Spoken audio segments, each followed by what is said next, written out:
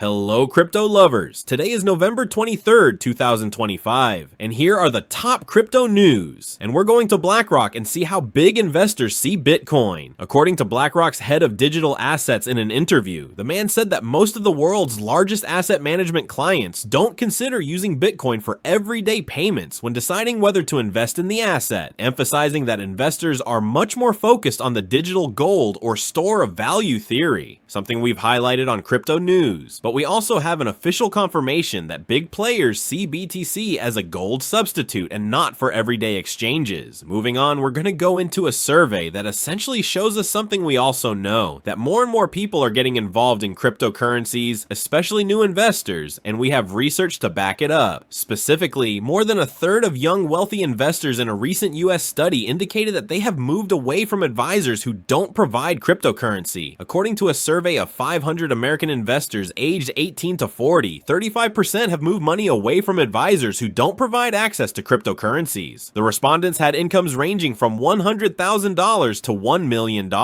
Moving on from our research, we will also mention Coinbase, which has acquired the Solana memecoin factory called Vector, which is something like Pump.fun as far as I know, and will adapt it to Coinbase technologies. A pretty good move because memecoin on Solana has a lot of volatility, but the wrong time, because that volatility and all that money is slowly disappearing now that the cryptocurrency market is in the red. I will also tell you about Coinbase, that on December 5th, they will open 24-hour trading for monthly futures contracts on the cryptocurrencies that you see on your screens, the big and well-known ones that we have in the cryptocurrency market. So if you are interested, you can use the service. Moving on to Ethereum, we'll go to Mr. Vitalik, who basically warns us that cryptocurrencies, due to quantum computers, are very vulnerable by 2028, so Ethereum should make it a top priority to protect itself from such a threat. This is something we've highlighted many times on crypto news, and I'm glad Ethereum is taking steps in this direction, because to date at least, I haven't heard any clear goal for Ethereum to become quantum proof, but it seems to be one of Mr. Vitalik's main goals. Now, moving on to our decks, we're going to Aerodrome, which is a large deck on Base, and Velodrome, which is a deck on Optimus, both of which had their front ends attacked. The front end is what you users use, like the one I'm showing you now, and since they've had this attack, they haven't made any announcement that the problem has been fixed. However,